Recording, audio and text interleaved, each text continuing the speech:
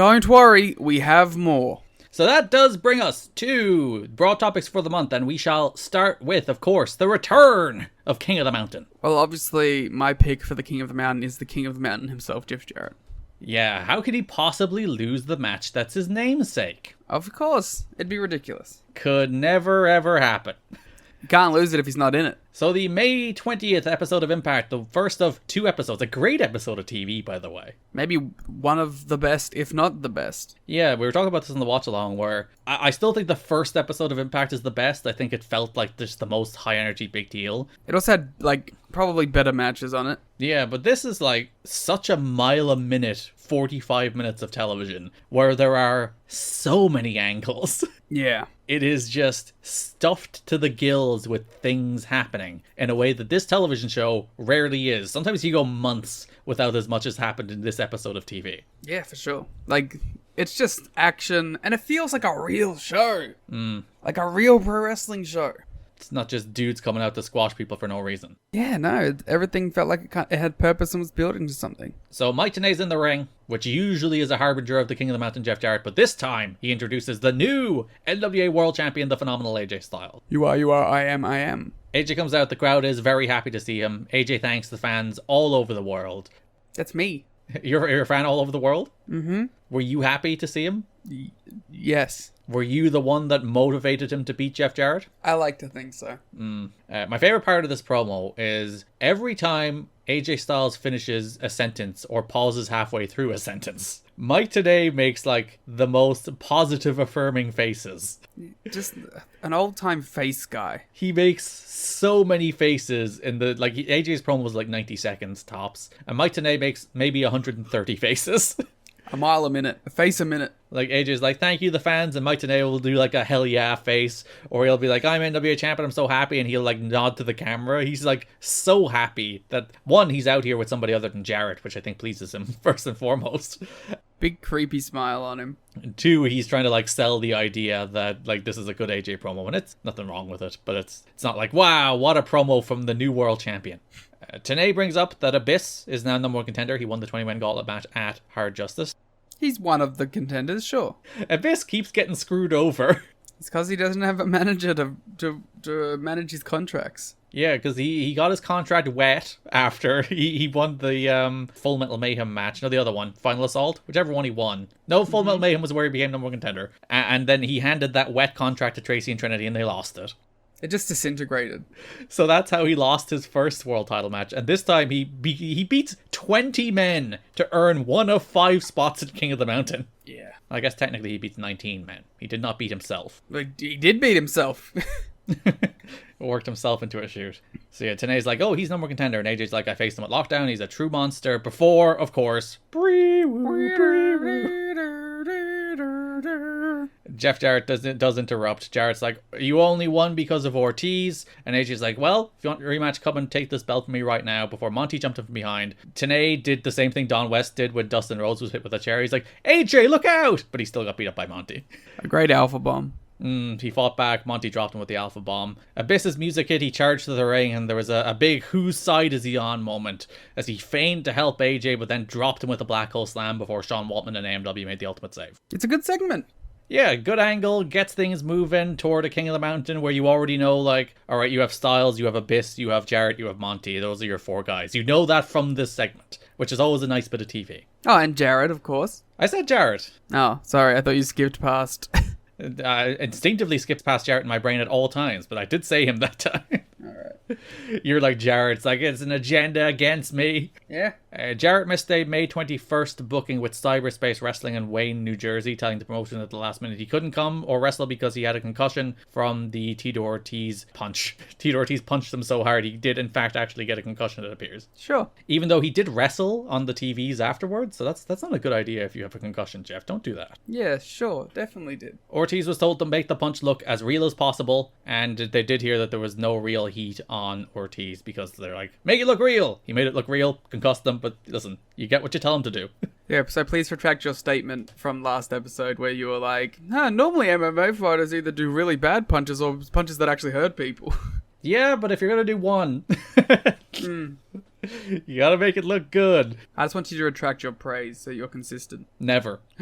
I will never retract my praise of Tito Ortiz. I will stand by him to the end. You'll stand by him and everything he has ever said. Ever. You will vote for him. No, I legally cannot, actually. I heard that you did.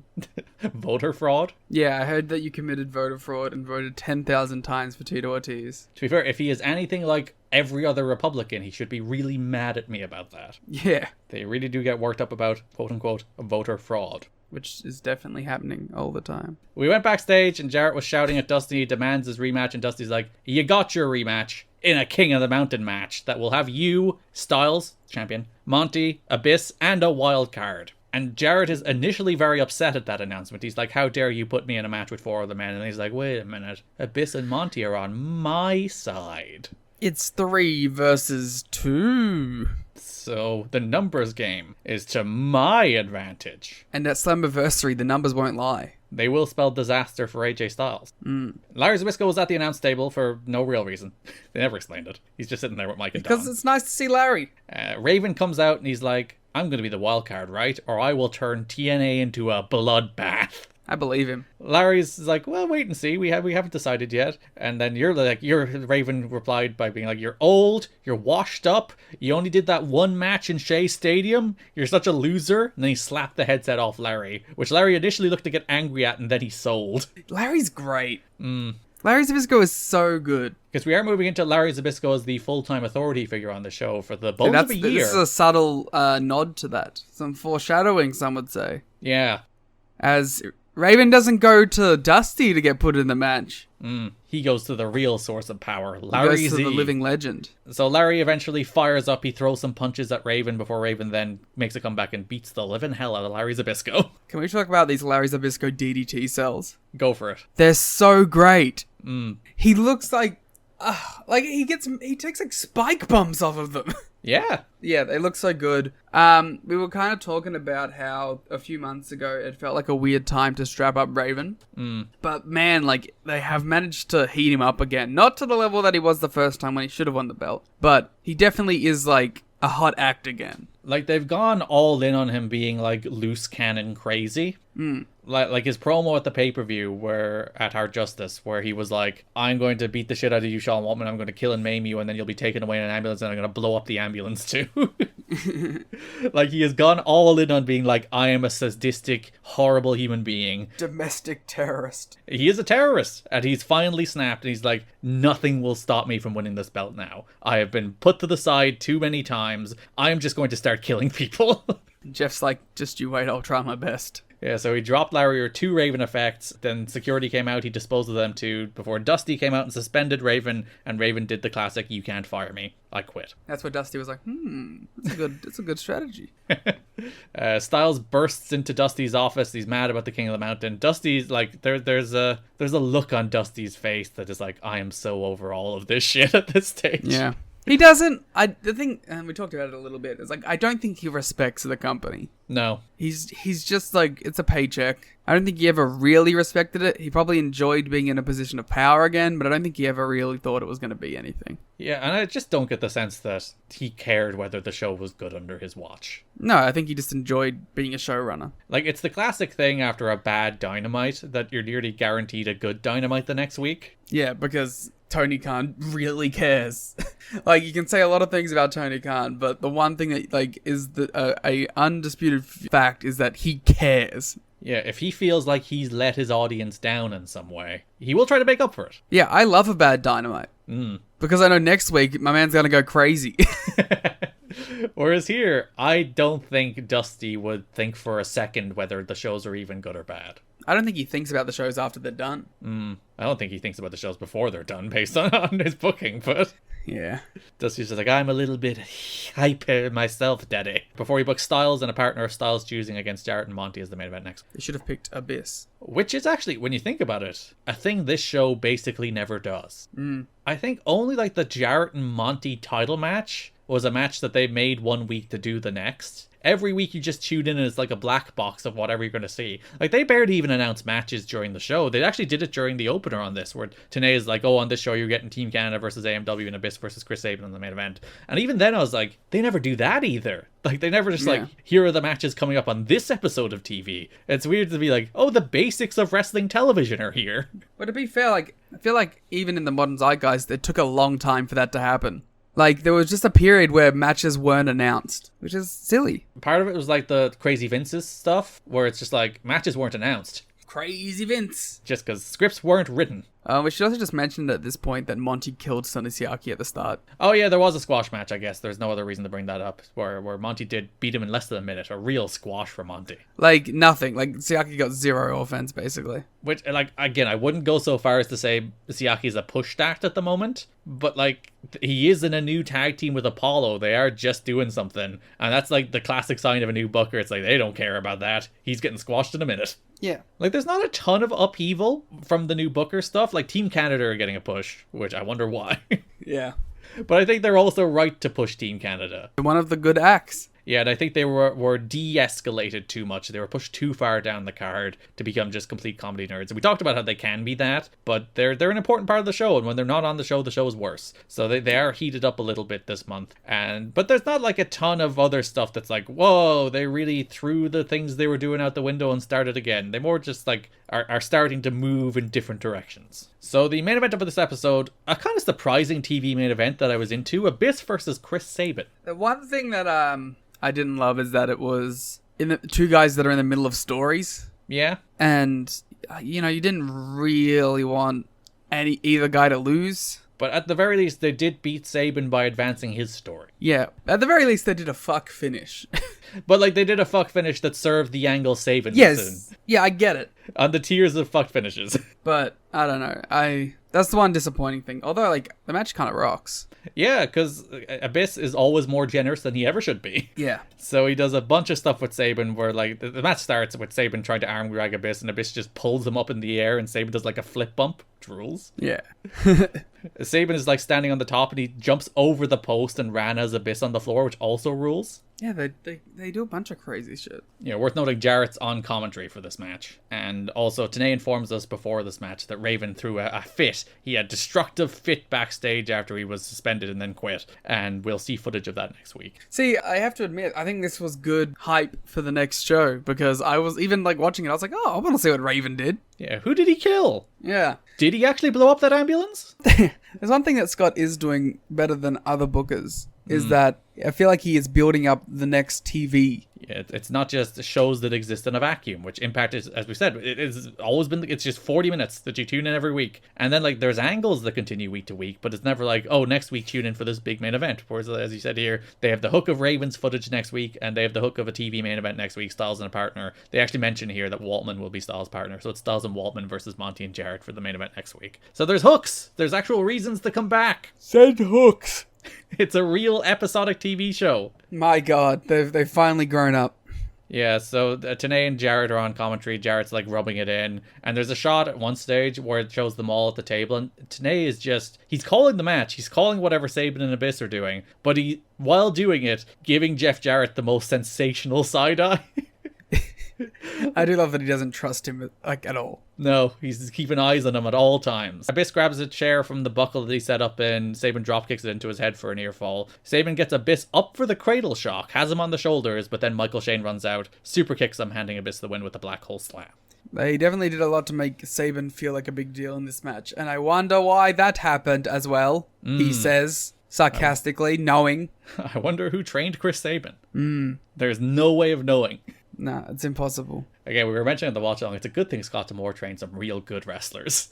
Yeah, 'cause at least his, like, nepotism is for tremendous wrestlers who are some of the most influential wrestlers of all time. Like, you go from Dusty's, which is Phi Delta Slam, and fucking Dustin Rhodes, the low point of his career, and Scott goes from to Alex Shelley, Chris Sabin, Team Canada. It's like, oh, good wrestlers! Yeah.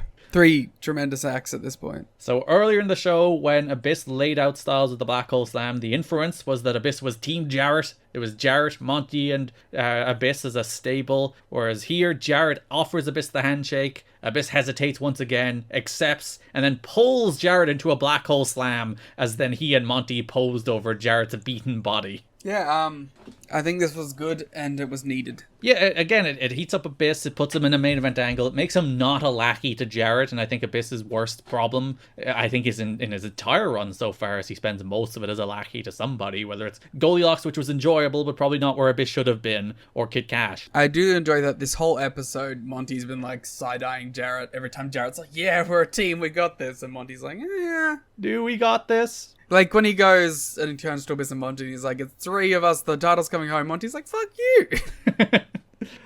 And then here, like, Monty didn't exactly seem devastated that Abyss had taken out Jarrett. Yeah, he doesn't even, like, really defend him. He stares Abyss down, but he's not, like, fighting for Jarrett's honor. No. And it got a real good reaction. Again, it's a moment where, like, Abyss could have been a real big babyface in this company. One thing I would say, and it's, I think, a consequence of a 2-week build, this is probably an angle that should have played out over a month. Yeah. Where it's like, oh, they're a destructive force, they're unstoppable, but it turns out Abyss is out for himself too. Whereas it did make for a good episode of TV that it played out over 45 minutes.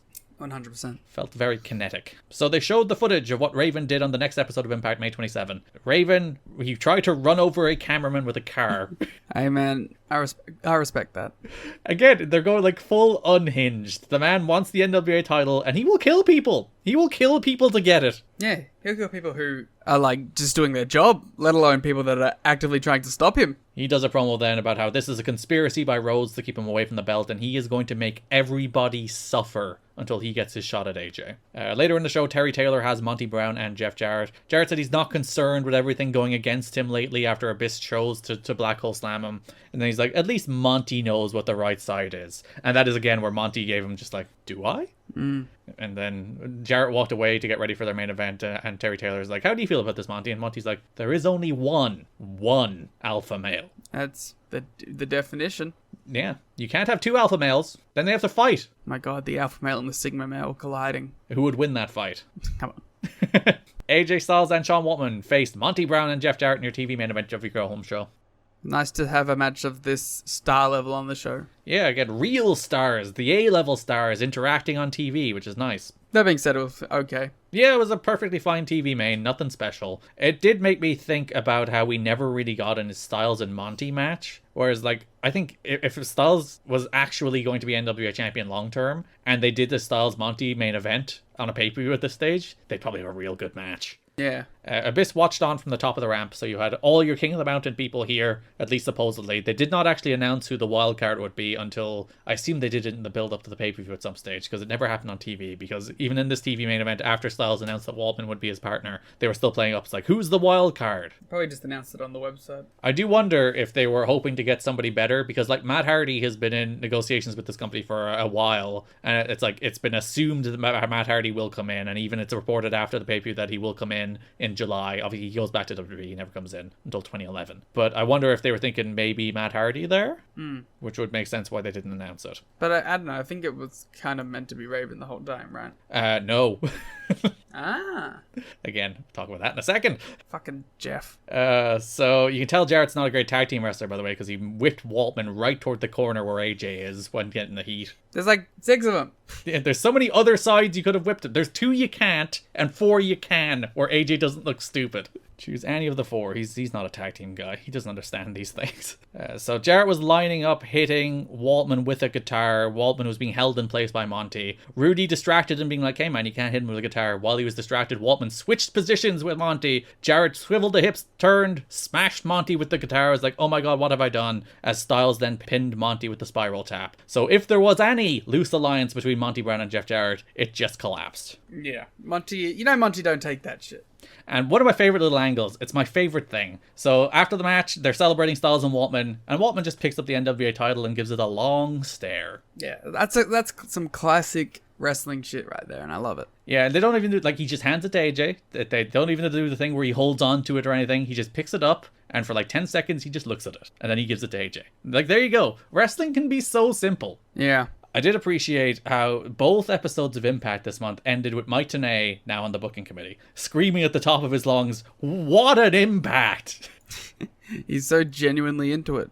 But, like, not that he's been dogging it. Not that he's been, like, not trying, because I think he's been trying very hard. But you do get the sense that he is actively trying a little bit harder now that, like, he has his hand in the creative and he's trying to get his own creative over. Yeah, why wouldn't he? Which, actually, we talk a lot about how, particularly when it relates to Dusty, you can't really be Booker and on TV because ultimately you'll serve yourself. Yeah. Especially someone generally regarded as having a bit of an ego. Dusty? No. No. Jeff? No. No. Kevin Nash in WCW? Whereas I think there's a direct relationship between being a good announcer and having, like, a creative investment in what's happening. Because as an announcer, your job is to put the whole show over. Yeah. As a wrestler, your job is to put yourself over. And as a booker, your job is to put the company over. So when those collide, you have a problem. But when you have one that synergizes with those two beliefs, like the announcing role, it can flourish it. Yeah, because the job of the announcer, as he said, is to put things over and explain the stories. So who knows the stories better than the person who books the show or helps creative? He's on the committee in today's part. That's what Bill Watts did too. And Vince and Bischoff. Yeah. All announcers, all either leading or part of creative. Gabe. Well, let's not talk about Gabe's Gabe announcing. is not a great example of it. But I do think there's something there that if you have somebody on creative who's a good announcer, they're probably a good person to put at that desk to actually sell the stuff and get it over. Let's get Tony Khan on Revolution. I mean, the show that already happened when he came out on Revolution and did it. So that brings us to Slammiversary, June 19, 2005, TNA's third anniversary show, held on the third anniversary of the company, which I think is a fun little touch. As it should be. They should always hold it on the 19th. Of course. It was one of the nice things where Slammiversary in 2022 fell on the 19th. It was a Sunday, so you could do the actual 20th anniversary show on the 19th as well. So they aired footage from an angle they did in the pre-show, where Raven was once again complaining that he's not in the NWA title match. He had a confrontation with Jeff Jarrett. Jarrett was backing out of the ring, and there was the classic TNA Jeff Hardy fan at ringside, who Jeff Jarrett pulled over the rail and started wailing on with punches. Then security took him away and arrested him, and then he was taken out of the match. Raven was put into the match by Larry Zbyszko. So that your King of the Mountain lineup is Styles, Monty, Abyss, Waltman, who was the wild card, and now Raven replacing Jeff Jarrett. But Garrett, why isn't Jeff in it? It's a good question, Liam. One to which there is a very bad answer. Jeff Jarrett did not wrestle in the main event of Sunday's TNA 3rd Anniversary Slammiversary pay-per-view. Although heavily advertised for the King of the Mountain match, he bowed out of the match voluntarily. I don't think PW Torch's characterization there is necessarily correct. Multiple sources heard that Jarrett was upset he wasn't booked by the new booking committee to win the match. And, like, Dave goes a step further to be like, at one stage he was. At one stage, like, Jarrett was meant to win the belt back, and everyone was like, no, that's a terrible idea, let's not do that. It was apparently a subject of major debate throughout the week who'd actually go over in this match. After spending a lot of time over the last year pushing himself as King of the Mountain, he apparently felt it would be damaging to his character to not win that match. You're an ass-showing heel. That is your job. No, he's a cool guy main eventer, Liam. He can't sacrifice the stone credibility of the King of the Mountain nickname. Truly insane for, like, a Memphis era guy to not get showing your ass. Yep. It's so important that he protect the integrity of his nickname, that he win the King of the Mountain match. Dixie Carter, who has majority ownership of TNA, stood her ground and would not change her mind and have Jarrett win the match. As a result, several scenarios were discussed, and they went with an angle during the pay-per-view pregame show where Jarrett would be arrested and taken out. Stone Cold Jeff Jarrett's back. Backstage, although there was hesitance to be too openly anti-Jarrett since he is still part owner and could still end up wielding power, wrestlers conveyed to each other the disappointment in Jarrett's insistence that he win the match. Multiple sources say Jarrett lost a lot of respect among his colleagues for apparently pulling the power play. There were even rumors that Jarrett had expressed concern that the main event would fall apart without him involved to keep it together. Okay. Jarrett was still scheduled to be at the TVs. Yeah, well, no, it was fine. It was a great match, so... Yeah, so Dave gives a little more detail that Jarrett was told that he was getting the title back, but the feeling among everybody in the company, aside from Jeff and Jerry, was that they just simply could not do that. They couldn't.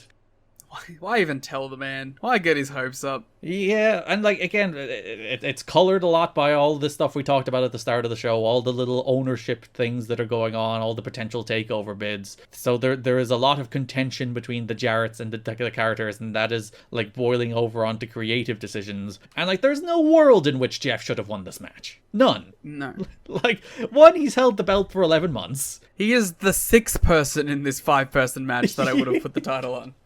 There is multiple people not in this match. You'd be like, strap them up before you'd strap up Jeff right now. Yeah. Again, it goes back to the mangling to get power, and they believe the belt has power, so they want to keep the belt. So that's what it comes down to. My favorite little note: it is believed AJ Styles wasn't unhappy about losing the title after 1 month, as he wanted to be back in the X division, and perhaps with the current booking committee, the X title will be the main event title going forward. What a brilliant himbo AJ Styles is. He's like, I'm just happy to be here, man.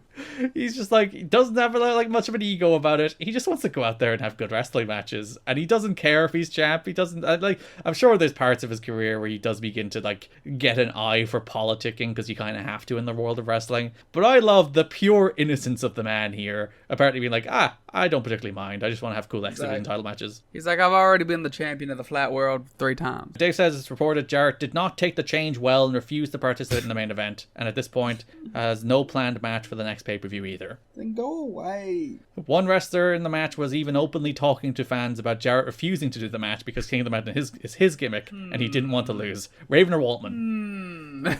I wonder who that could have been. To be fair, I believe Raven or Waltman. Yeah, that's what I was saying. It's one of those two.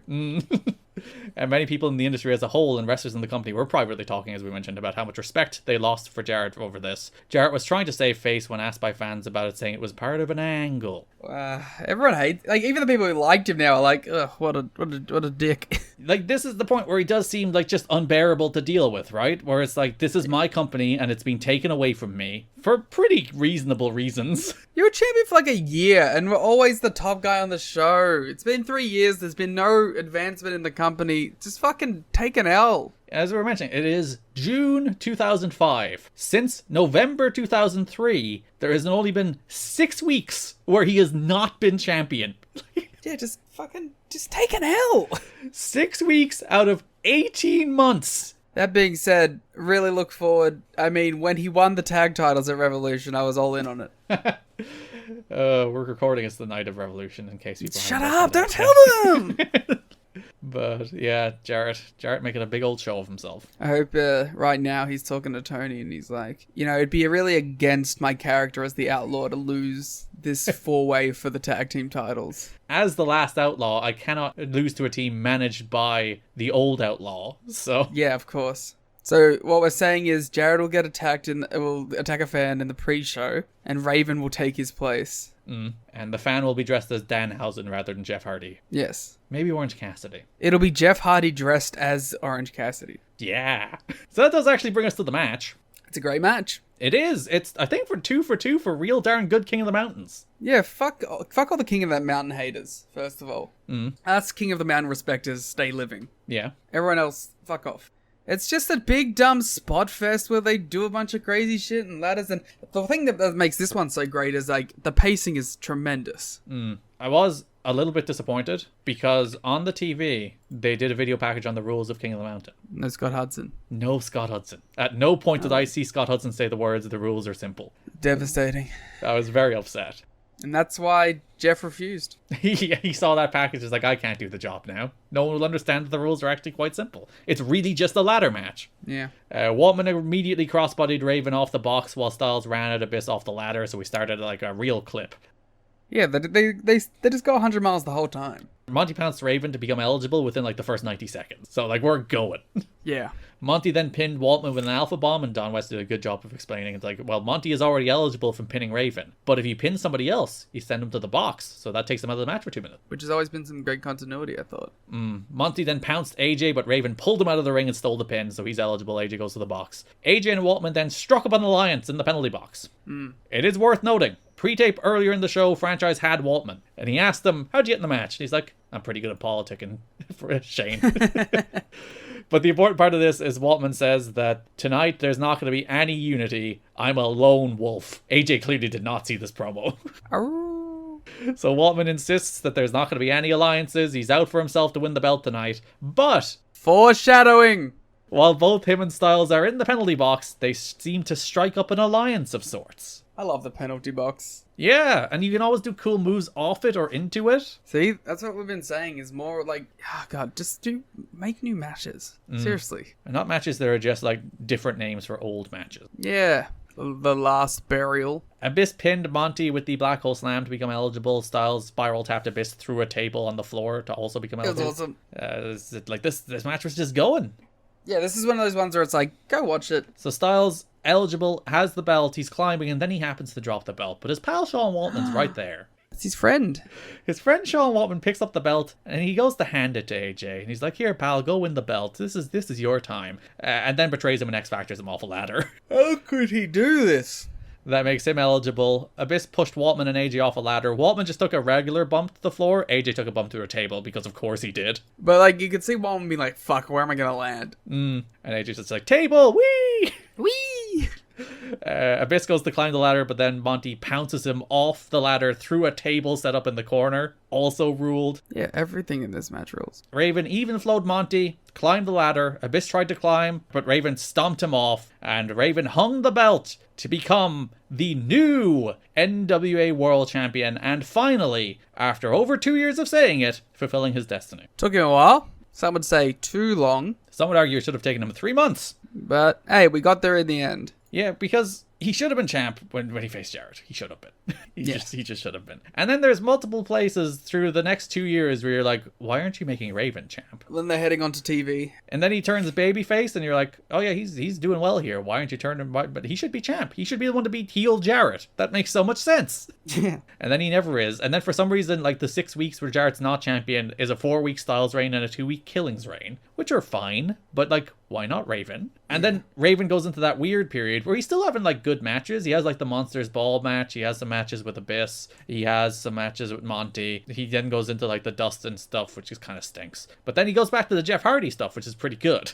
There was weird moments, but I feel like they brought it together when they needed to. Yeah, they had like 6 weeks to make this guy seem like a main event guy again. And they did, I think, as good a job as you could. Yeah. Where like he cut great promos. He was an important part of the show. He had a kick-ass match with Waltman last month. And now he's NWA champ. I look forward to seeing how it plays out. And yeah, hell of a match, as we said. So if you watch Raven celebrating this match, Liam, I do. you can see he's bleeding. Yes. And I can't for the life of me find out when he started bleeding. Yeah. Because I was like, what caused him to bleed? So I scroll back a few minutes, and he's like not bleeding for the entirety of the end of the match. And I'm like, did this dude bleed just for his world title celebration? Or maybe he just like hit his head on the ladder as he went up. Maybe he did. I should watch closely, because I thought maybe the NWA title might have hit him in the head or something. I really was like, at what point does this dude start bleeding? Because I've now convinced myself he did in fact bleed just so his world title celebration would look cool. Yeah, well, it's going to get replayed a lot. Why not? Yeah, it's noble intent. I respect any and all gigging, so.